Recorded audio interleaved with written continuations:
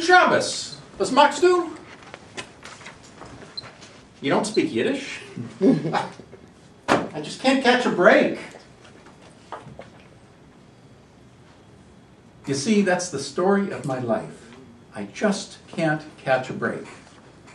It started when I was very small, like when I was born. Now, I'm not going to say I was an ugly baby, but when the doctor saw me come out, he slapped my mother.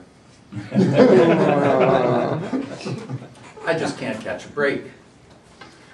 Now, I was kind of a klutzy kid, a little bit on the small side. I remember trying to learn how to catch a ball, and I would see the ball coming, and I would try to catch the ball, and then I couldn't catch the ball. I can't catch a break. Naturally, when I made it to high school, I had all of the accoutrements of being utterly cool. I played the violin.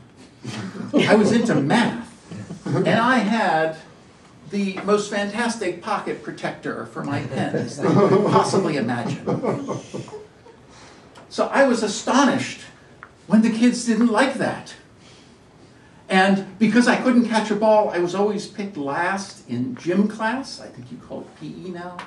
I just can't catch a break.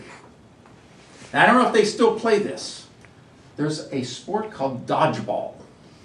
Now, this is one of the most sadistic things that they've ever foisted upon young people, where the object is to throw a ball as hard as you can, and if you catch it, then the other person is out. But if you can't, then it hits you, then you're out.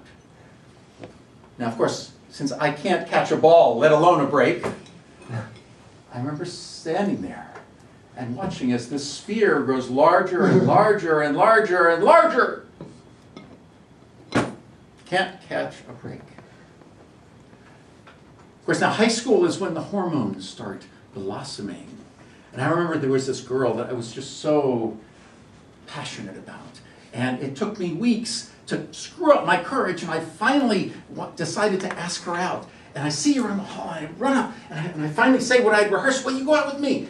And it was then I noticed her boyfriend standing next to her, the linebacker on the football team.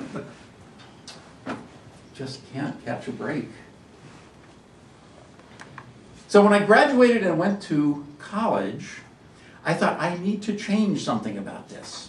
So I grew my hair long, and I grew a Fu Manchu mustache, and I wore paisley shirts. We actually did that in those days. That was actually really cool. I thought I'd finally caught a break. And I even had a girlfriend, and I remember the first time that she took me home for dinner and introduced me to her dad.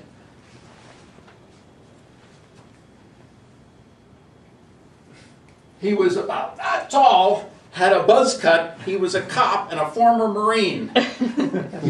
And he looked at me and said, "Are you one of those hippies?"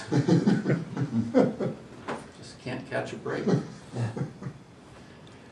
And I sat down, and her mom served me the worst dinner I'd ever had in my life. Now, what can you do? They said, "How do you like it?" I said, "That was great." And every time after that, they served exactly the same thing because I liked it so much. Just can't catch a break. Now, eventually, we were able to get married. Now, the thing about marriage is that if I thought I couldn't catch a break before marriage, after marriage, forget about it. I come home, and my wife is kind of doing this. "Does this ever happen to you guys?" And I say, "What's wrong?" She says, "Nothing." "Nothing's wrong, everything's cool." "Are you okay?" "Fine." She said she was fine. I thought maybe I'd finally caught a break. Was I surprised when everything was not fine? I just can't catch a break.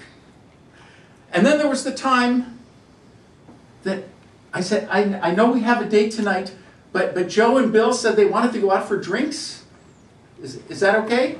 He said, fine, do whatever you like.